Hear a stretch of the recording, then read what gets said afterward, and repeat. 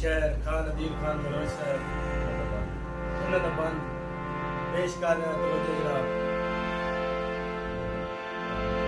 जो नक्की बाबली छोड़ी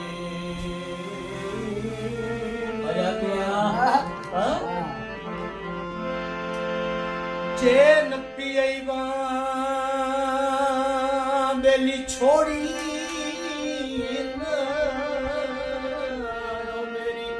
संगत दा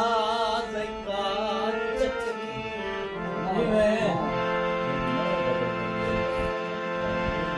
ये बेली मार गपेंदनी बेलियां ओ मैं दिठाए अपने चंगे सजाणिया दी कसम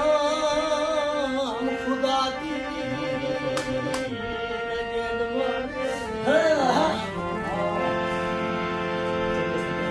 चंगे सजाणिया दी कसम खुदा दी ओनू लभदे मेरे कोल लखी बोला ना रे ते मेरे भरा मजाना छोड़ी कुछ मान गरीब दा रखी मेरे कोलम